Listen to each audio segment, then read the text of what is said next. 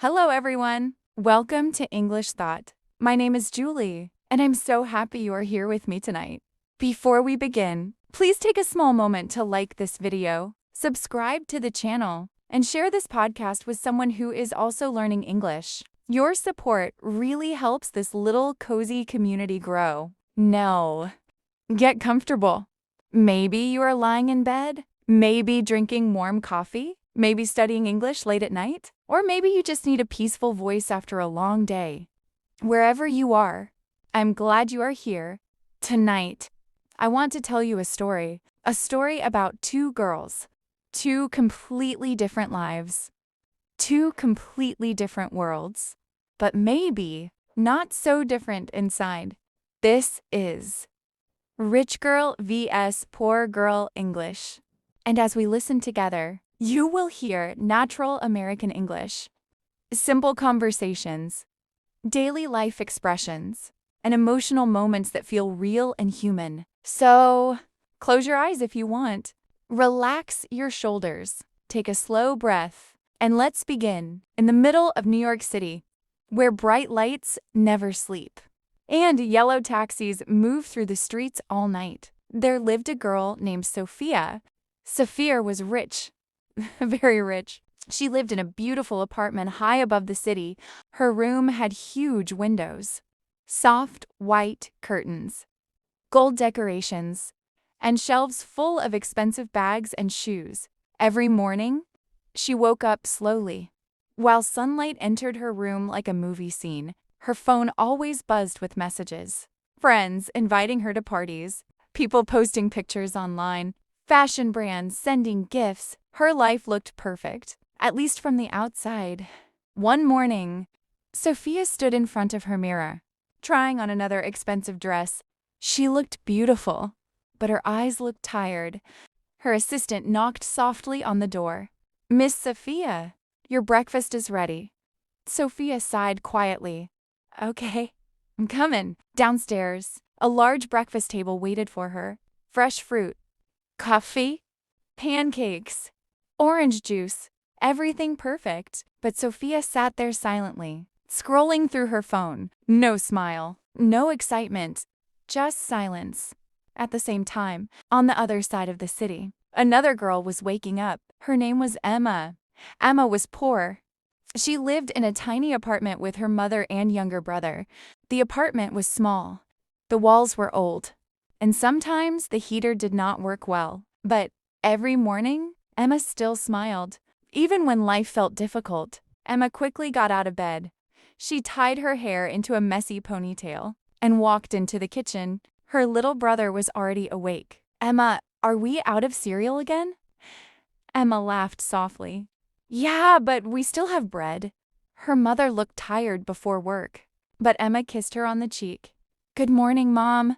Her mother smiled warmly. "You always make mornings better." Emma worked part-time at a coffee shop before college classes. Life was not easy for her. Sometimes she worried about money. Sometimes she felt embarrassed around rich students. But still, she tried to stay hopeful, because deep inside, Emma believed something important. She believed life could change. And honestly, many people listening tonight may understand Emma. Maybe your life is not perfect right now. Maybe you're working hard. Maybe you feel behind other people. Maybe social media makes you think everyone else is happier, richer, more successful. But remember this, people only show the bright parts of their lives online. Nobody posts their lonely nights, their stress, their fears, their tears, and sometimes the people who seem happiest are secretly hurting inside. Sophia learned this slowly. One afternoon, Sophia entered a luxury cafe. Everyone looked at her expensive clothes. Some people whispered her name. She ordered an iced latte, sat near the window, and opened her laptop. But after only a few minutes, her boyfriend texted her, "Sorry, I can't meet today." Again, another canceled plan. Sophia stared at the message, feeling strangely empty. Then suddenly, someone bumped into her table. "Oh my gosh, I'm so sorry." Sophia looked up. It was Emma, holding coffee cups from work. One cup almost fell. Emma looked embarrassed. I'm really sorry. Sophia shook her head gently. It's okay. Emma smiled nervously. Good. Then she laughed a little. Today has already been crazy. For the first time that day. Sophia smiled slightly. Yeah, same. Sometimes. Small moments change everything. Emma noticed Sophia sitting alone. You know, Emma said carefully. You look kind of sad. Sophia looked surprised. Most people only talked to her about money, fashion, or parties. Nobody asked if she was sad. Sophia looked away toward the window. I'm fine. Emma smiled softly. That usually means you're not fine. Sophia laughed quietly. A real laugh. Maybe the first real laugh in weeks. Emma checked the time quickly.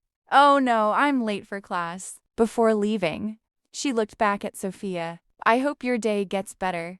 Then she disappeared into the busy street. And strangely, Sophia kept thinking about her. That night, Sophia attended another fancy rooftop party. Beautiful lights sparkled everywhere. Everyone looked perfect. But Sophia felt disconnected. A girl beside her said excitedly, You're so lucky, Sophia. Your life is literally perfect. Sophia forced a smile. Perfect. That word again. She walked outside onto the balcony alone, looking down at the city lights. And suddenly, she remembered Emma's warm smile. The simple smile of someone who struggled but still felt alive. A few days later, Sophia returned to the cafe. Maybe she secretly hoped to see Emma again. And she did. Emma was cleaning tables, looking exhausted, but still smiling at customers. Sophia walked over carefully. Hi. Emma looked up. Oh, rich cafe girl. Sophia laughed. Rich cafe girl? Emma smiled playfully. I don't know your name. Sophia. I'm Emma. Sophia sat down quietly. You work really hard. Emma shrugged gently. I have to. Then Emma asked, What about you? Sophia looked confused. What do you mean? Emma wiped the table slowly. What do you really do? Nobody had asked Sophia that before. People only cared about her father's company, her clothes, her social media. But Emma wanted to know her, not her money. Sophia stayed silent for a moment, then whispered, I honestly don't know. That answer stayed in Emma's mind all day, because sometimes people with everything still feel lost, and people with very little still know exactly who they are. Life is strange that way. Weeks passed, and slowly, the two girls became friends.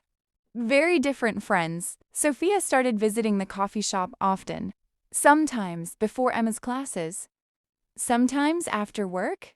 They talked about simple things, favorite movies, music, childhood memories, dreams. Emma told Sophia about her little apartment, about helping her mother pay bills, about studying hard because she wanted a better future. Sophia listened carefully, really listened, and one evening, Sophia quietly admitted something. I'm scared all the time. Emma looked surprised. Scared of what? Sophia stared into her coffee cup. That nobody actually loves me. The cafe became quiet. Sophia continued slowly. Sometimes I feel like people only love my money. Or my lifestyle. Emma's eyes softened. That must feel lonely. Sophia nodded. It does. Loneliness is interesting. You can feel lonely in a crowded party, or peaceful in a tiny apartment. Money changes many things, but it cannot buy real connection, real love, or peace inside your heart. Emma understood this too, because even though her family struggled financially, their small apartment was full of warmth. One rainy night, Sophia visited Emma's apartment for dinner. She looked shocked at first. The apartment was tiny, old furniture, small kitchen, little space. But something felt different there. Something warm. Emma's mother cooked pasta while singing softly. Her little brother laughed loudly watching cartoons. The room smelled like garlic bread and soup. Sophia smiled without realizing it. Emma noticed. What? Sophia looked around quietly. It feels nice here. Emma laughed softly. Really? Here. Sophia whispered. It feels like home. After dinner, the electricity suddenly stopped. The apartment went dark. Emma groaned dramatically. Again? Her little brother laughed. We're camping now. Everyone laughed together. Emma brought candles, and the family sat together telling funny stories. Sophia laughed harder than she had in months. And for the first time in a very long time, she forgot about social media, money, status, and pressure. She simply felt human. Sometimes, life's most beautiful moments are very small. A warm dinner, a real conversation, a laugh with people who care about you. Not luxury, not expensive things, just connection. But life was still difficult for Emma. One afternoon at college, Emma overheard two girls talking. She works at a coffee shop. Yeah, she probably can't even afford these classes. Emma pretended not to hear, but inside, the words hurt deeply. Later that night, Emma sat alone on the subway, looking tired and discouraged.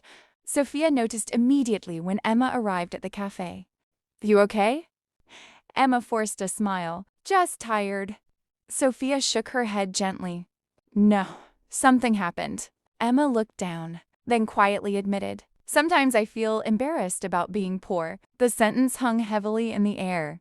Sophia leaned forward softly. Emma, listen to me. Emma looked up slowly. You are one of the strongest people I know. Emma's eyes filled slightly with tears. Sophia continued. You work hard. You help your family. You stay kind even when life is unfair. Then she smiled gently. That's something money can't buy. Maybe some listeners need to hear this tonight too. Your value is not your bank account, not your clothes, not your followers online, not your job title. You still matter. Even during hard times, even when you feel invisible, even when life feels unfair. Never forget that.